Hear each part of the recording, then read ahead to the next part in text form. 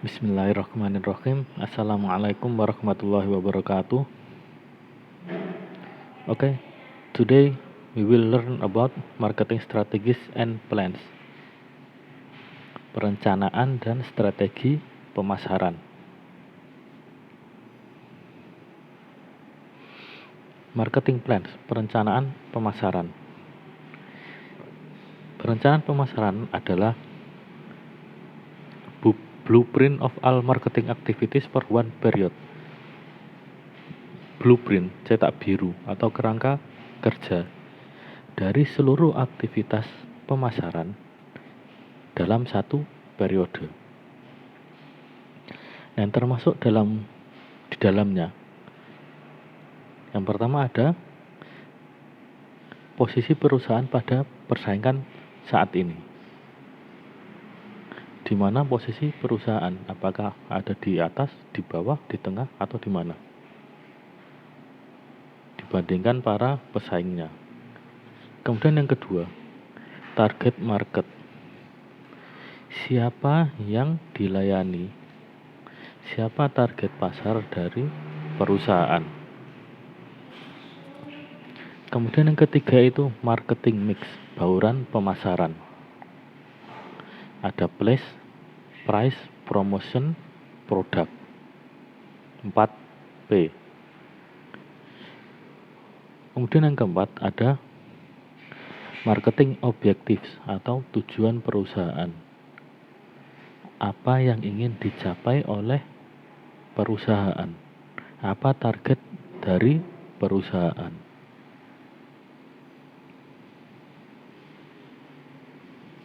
Nah, untuk membentuk perencanaan pemasaran itu ada beberapa langkah. Yang pertama, reviewing and analyzing the marketing environment. Mereview dan menganalisis lingkungan pemasaran. Nah, lingkungan pemasaran itu sendiri terdiri dari markets atau pasar, kemudian competitors atau pesaing, kemudian economic condition atau kondisi ekonomi saat itu seperti apa, kemudian politics, kondisi politics, dan tren saat itu seperti apa.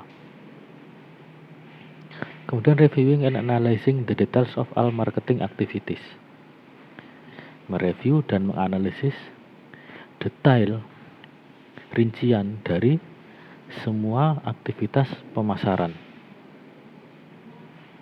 Yang termasuk di dalamnya yaitu marketing mix atau bauran pemasaran 4P. Kemudian yang ketiga itu mereview dan menganalisis the marketing system.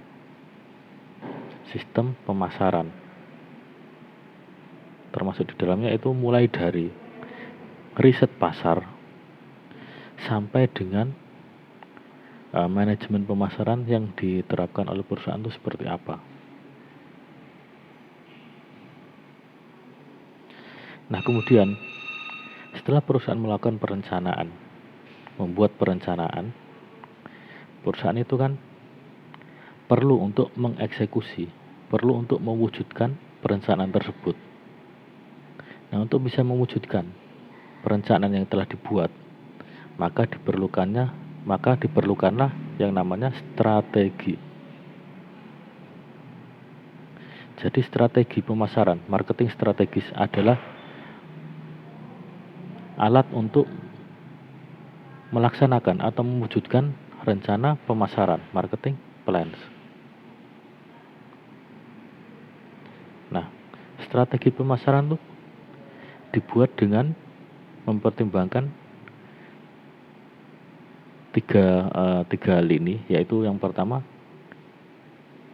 selecting customers to serve. Jadi perusahaan memilih siapa konsumen yang akan dilayani oleh perusahaan, yang akan dipenuhi kebutuhan dan keinginannya oleh perusahaan. Kemudian determining the value proposition, menetapkan value proposition. Nah, value proposition ini adalah nilai yang dijanjikan oleh perusahaan yang akan didapatkan oleh konsumen ketika membeli produk yang ditawarkan oleh perusahaan. Nah, value proposition ini punya 3 komponen. Yang pertama itu superiority atau keunggulan. Keunggulan produk yang ditawarkan oleh perusahaan dibandingkan para pesaingnya, dibandingkan produk-produk sejenis dari para pesaing. Kemudian komponen yang kedua itu benefit, manfaat yang diperoleh konsumen ketika membeli produk yang ditawarkan oleh perusahaan. Kemudian yang ketiga, reason why customers should buy your product. Alasan mengapa konsumen itu harus membeli produk Anda dan bukan produk yang lain, produk dari pesaing.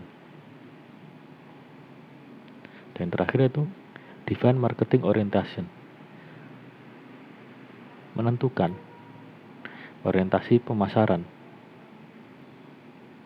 Bagaimana cara pemasar atau perusahaan itu melayani pelanggannya, bagaimana perusahaan itu memenuhi kebutuhan dan keinginan pelanggannya, bagaimana perusahaan itu mencapai target dari perusahaan yang telah ditentukan.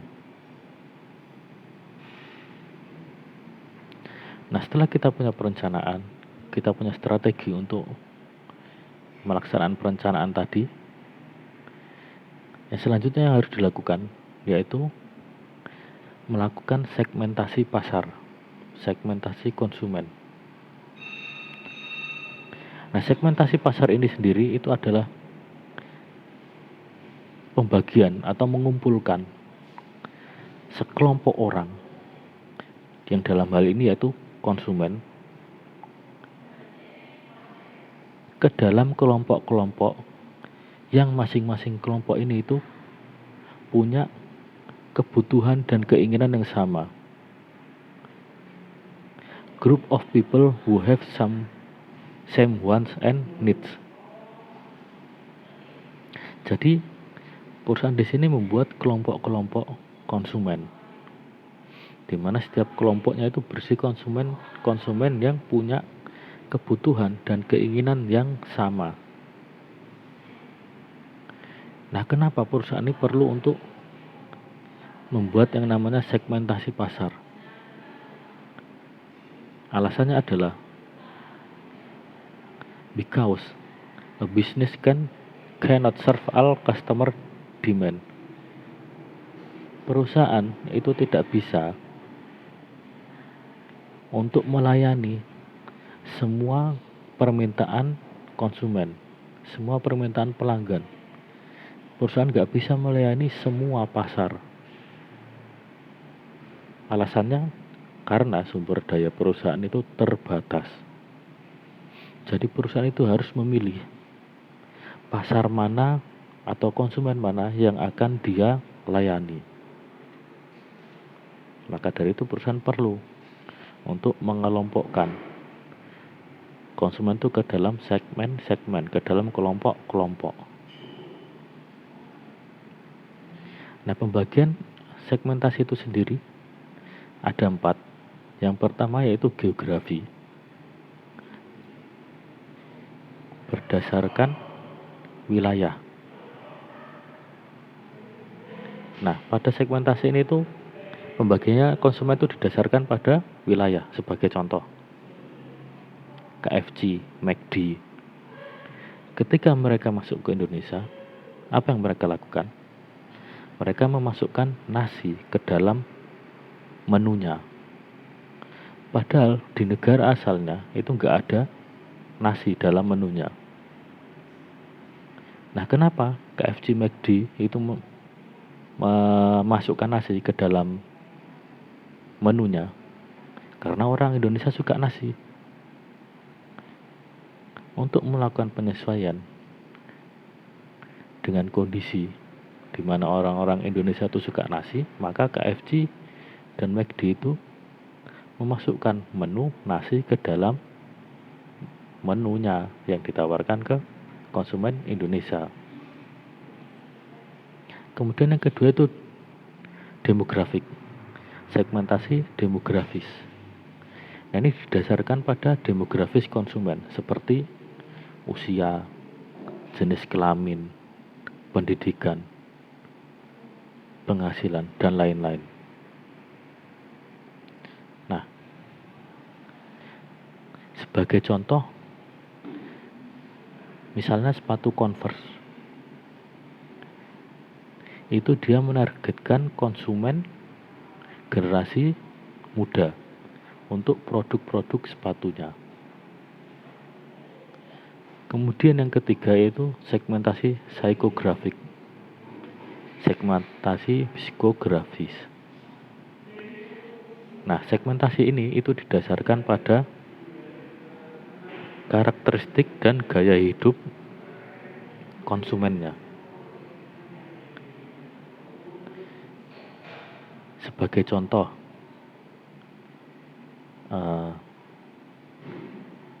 BMW, Mercedes-Benz, itu dia menawarkan produk-produk mobil mewah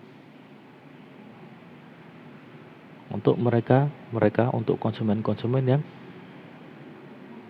suka dengan mobil mewah. Kemudian contoh yang lain misal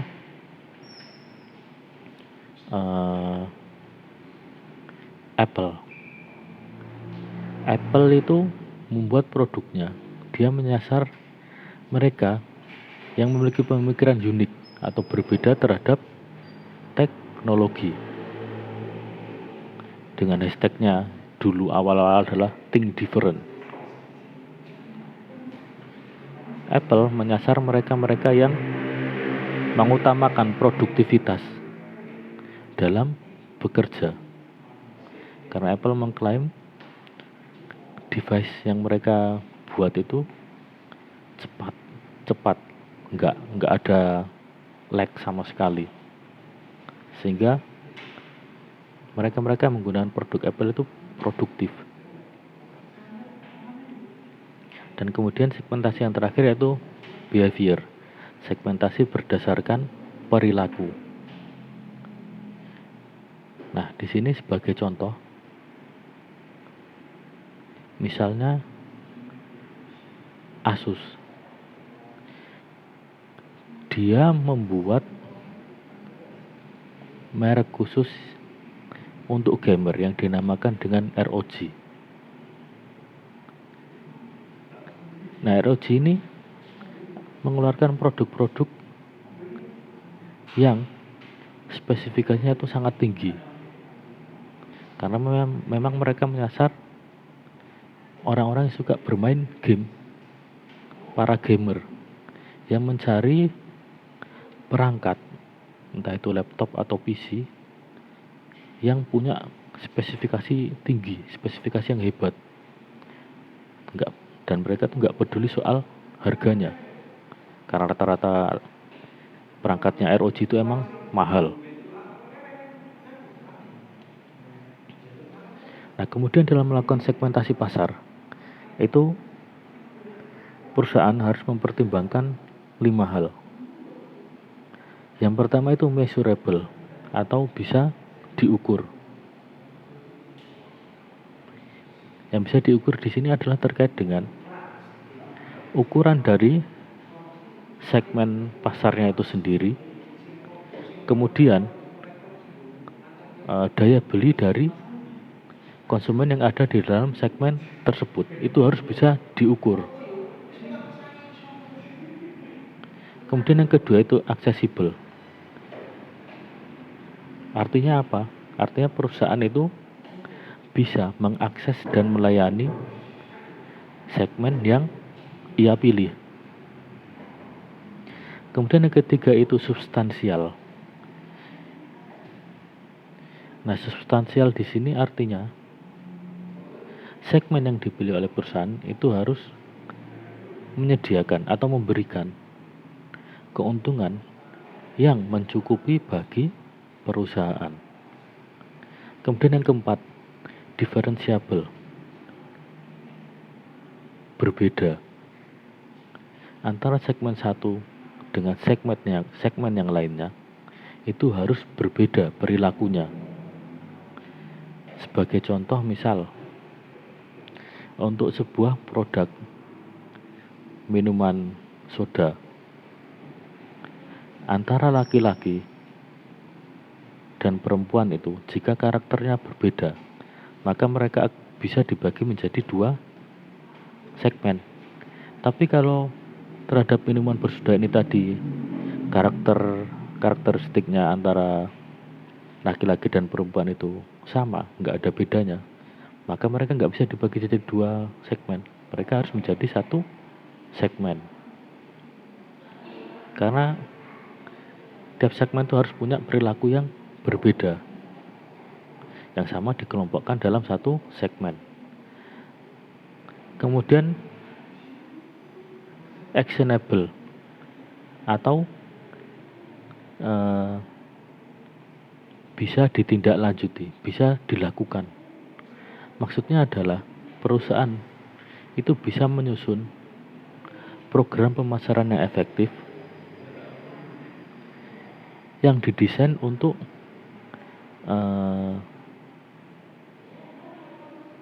melayani dan menarik konsumen dari segmen yang dipilih oleh perusahaan.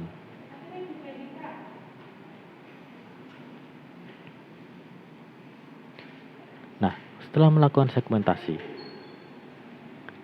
setelah membagi konsumen ke dalam segmen-segmen, maka harus dilakukan oleh perusahaan selanjutnya yaitu targeting. Memilih satu atau beberapa segmen untuk dilayani oleh perusahaan. Nah, target pasar itu sendiri itu terdiri dari a set of buyers, sekumpulan pembeli, who share common needs and characteristic, yang mereka itu punya kesamaan, kebutuhan atau karakteristik that a company decides to serve, di mana perusahaan itu memutuskan untuk melayani mereka. Nah, beberapa kriteria yang harus dipertimbangkan oleh perusahaan ketika menetapkan target pasar. Yang pertama yaitu segment size and growth, ukuran pasar dan pertumbuhannya, yang tentunya disesuaikan dengan resource atau sumber daya yang dimiliki oleh perusahaan. Semakin besar sumber daya yang dimiliki perusahaan bisa melayani segmen yang lebih banyak atau lebih besar. Kemudian yang kedua, segmen attractiveness. Segmen itu harus menarik. Menarik di sini artinya resource yang dimiliki oleh perusahaan itu mampu untuk melayani segmen tersebut, dan segmen tersebut harus bisa memberikan keuntungan yang mencukupi bagi perusahaan. Kemudian yang ketiga, company objective and resource.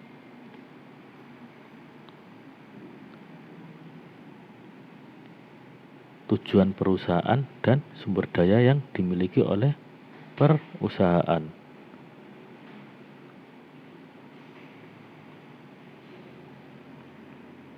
Selanjutnya,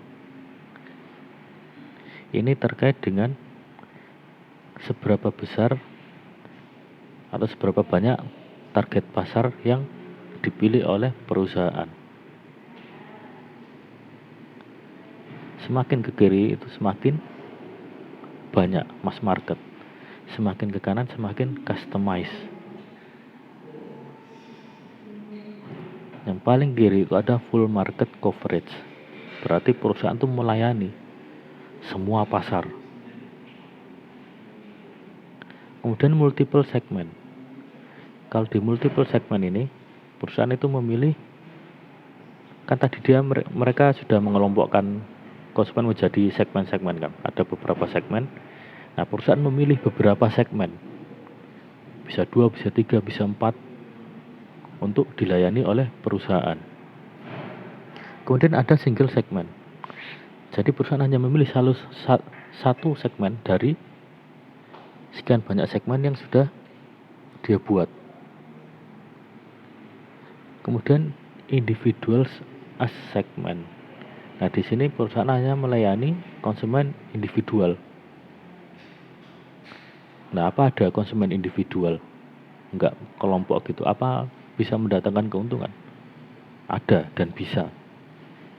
Contohnya, misal tas branded limited edition yang harganya enggak masuk akal, harganya luar biasa mahal. Nah, itu target pasarnya itu bukan kelompok, tapi perorangan. Atau mobil sport edisi terbatas juga, limited edition. Itu juga yang disasar. Biasanya orang perorangan, bukan kelompok. Nah, setelah melakukan segmentasi, kemudian menentukan targetnya, langkah yang selanjutnya itu melakukan positioning. Nah, ini kemudian kita kenal dengan yang disingkat namanya STP. Segmentation, targeting, P-nya positioning. Nah, product position, posisi produk itu merupakan cara di mana produk itu didefinisikan oleh konsumen pada atribut-atribut yang penting dari produk itu, atau bagaimana sebuah merek itu mampu melekat, mengambil tempat pada ingatan konsumen dibandingkan produk dari pesaing. Nah, value proposition itu menjawab pertanyaan, why I should buy your product and not another product? Mengapa saya harus beli produk yang Anda tawarkan dan bukan produk yang lain? Pada intinya di sini adalah perusahaan itu harus bisa menempatkan produknya itu pada tempat yang unik di pikiran konsumen. Jadi ketika konsumen itu mau beli suatu produk, maka produk yang ditawarkan oleh perusahaan itu akan muncul dalam pikiran konsumen. Nah, positioning itu is closely related to differentiation. Dia itu berhubungan erat dengan yang namanya differentiation, perbedaan atau keunikan. Keunikan produk itu dibandingkan pesaing. Nah, keunikan ini, differentiation ini can make a company gain a competitive advantage. Keunikan ini membantu perusahaan itu bisa mendapatkan keunggulan kompetitif karena dia unik, dia berbeda dari pesaingnya. Nah, competitive advantage itu sendiri atau keunggulan kompetitif itu adalah keunggulan yang dimiliki oleh perusahaan dibandingkan pesaingnya by offering greater customer value, dengan menawarkan nilai konsumen yang lebih baik dibandingkan pesaingnya.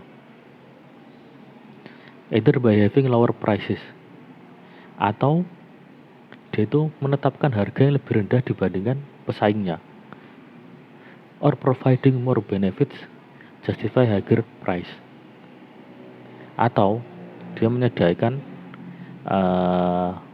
dia memberikan manfaat yang lebih baik dibandingkan pesaingnya.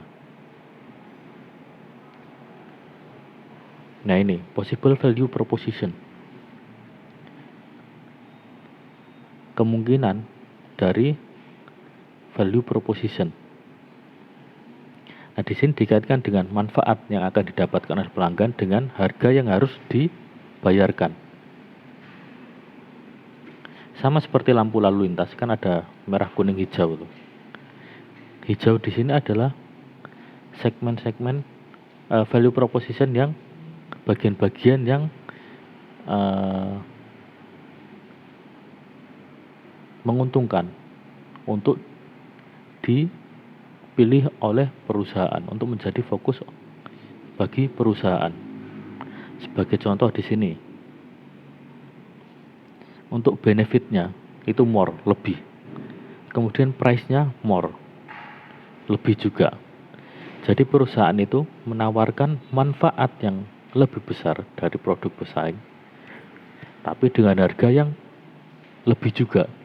Jadi barangnya lebih bagus dari pesaing, tapi harganya juga lebih tinggi. Yang di sebelahnya, more for the same. Kualitasnya lebih bagus, tapi harganya sama. Jadi kualitasnya yang ditawarkan oleh produk yang ditawarkan oleh perusahaan ini, dia punya kualitas lebih bagus dari pesaing, tapi harganya itu sama dengan yang ditawarkan oleh pesaing. Jadi pembeli kalau beli produknya, dia bisa beli dengan harga yang sama tapi mendapatkan kualitas yang lebih, manfaat yang lebih. Atau yang di sebelahnya lagi, di sebelah kanannya, more for less. Benefit atau manfaatnya itu lebih, harganya kurang. Jadi perusahaan menawarkan